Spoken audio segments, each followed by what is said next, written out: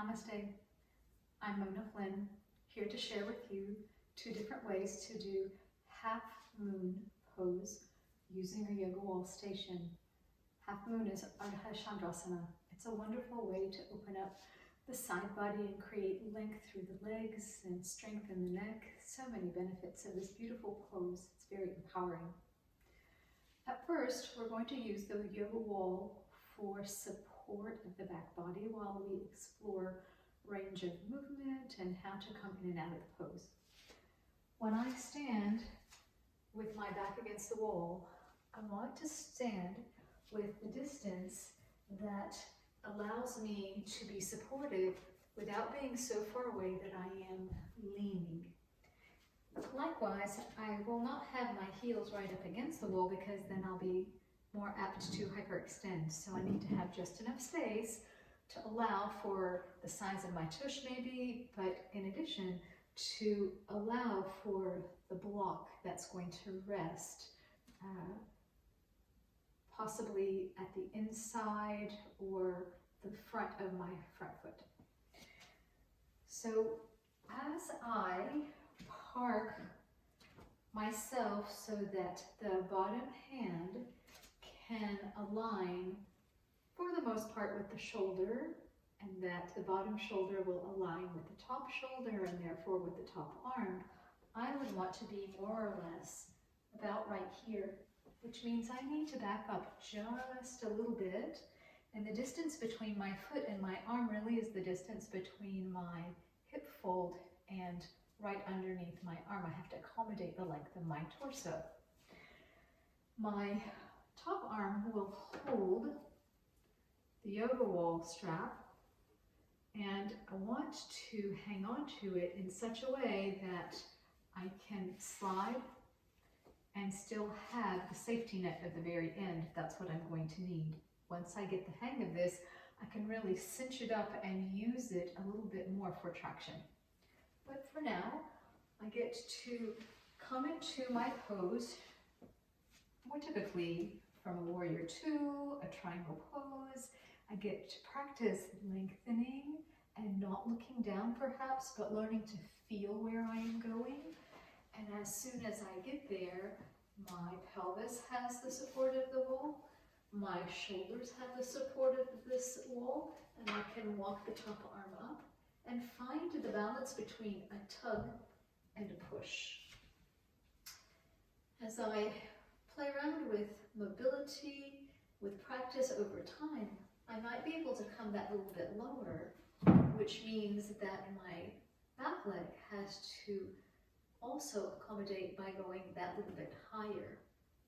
I can turn and look up, I can look across, but regardless, part of my internal action is to pin the top shoulder blade on the wall to really work on how the rib cage revolves. The bottom side of the rib cage comes forward and the top side goes back, and that is the inner action regardless, coming into your back body. Catching hold of the block or not, bending in the standing knee, having the support of the wall coming out of the pose, and in case you need a little bit more support, you can turn and stand against the wall, but we are ready to do the other side. I wanted you to note that I parked these straps here for a reason. I might decide that I want to take advantage of yet another one. So in doing the other side,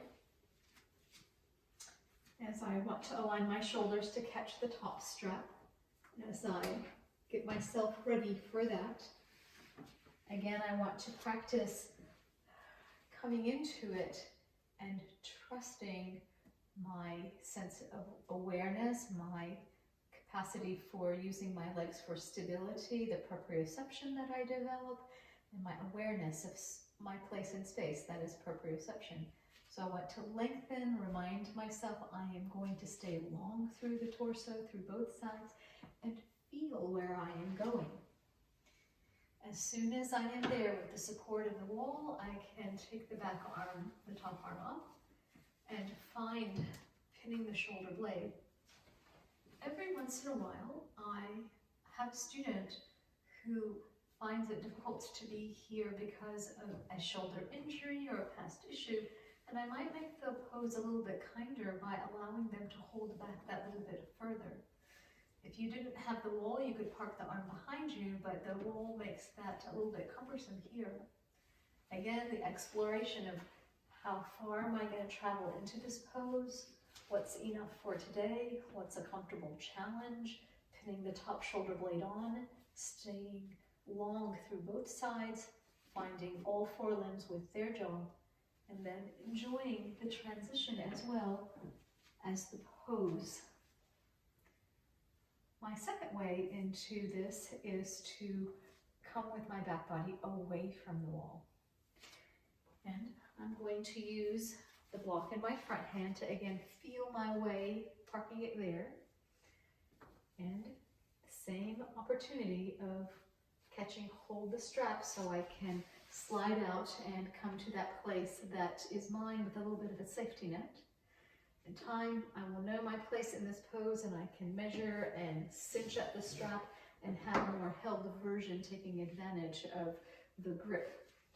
But for now, I want to give myself a little bit more length. I want to explore. So, parking my back foot against the wall, having maybe a very comfortable warrior one so that I can estimate my leg length from it. Again, feeling my way there and parking the back foot on the wall. The wall gives me an opportunity for some isometric strengthening. Both feet get to push. I get to have a little bit more support and traction as I make my way lower into the pose. The limiting factor is this inner thigh mobility.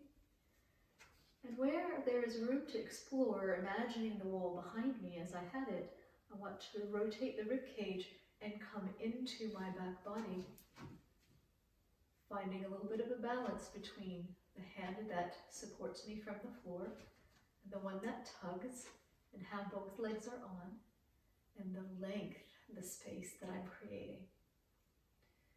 In the return, I'm going to bend in the standing knee, bring the block with me as I come up.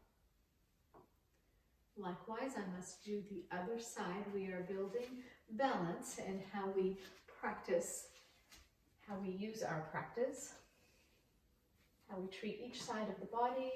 As we get to know ourselves more, we will understand where we need to stay that little bit longer.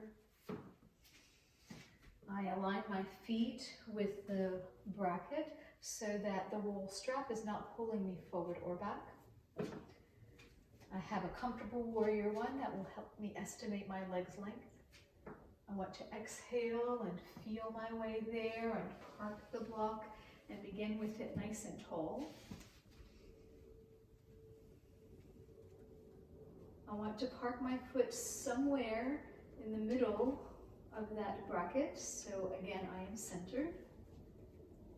And then to come into the back body, to use both arms to help me rotate the rib cage, to possibly look up, and to find as muscles begin to quiet, and I keep light, constant action of the push into my mountain feet, that perhaps I can take advantage of the give and come that little bit lower. So if I'm folding deeper, then the top leg has to adjust, and the give is mostly in these inner thigh muscles to give permission for that. Breathing, feeling, enjoying this practice along this journey of learning. When I feel that this side has evened up its experience, then stepping out of the pose in the reverse of how we came into it. If you want to use this idea but you don't have a yoga wall, using a strap, an 8 to 10 foot strap, In this one, I've already created a buckle with a nice long loop. You would take the buckle with its loop and throw it over the door and close the door, have it all ready, have your block. I must recommend that you stand on the side of the door that does not swing open, and that you look and estimate that you have enough space to accommodate the length of your frame.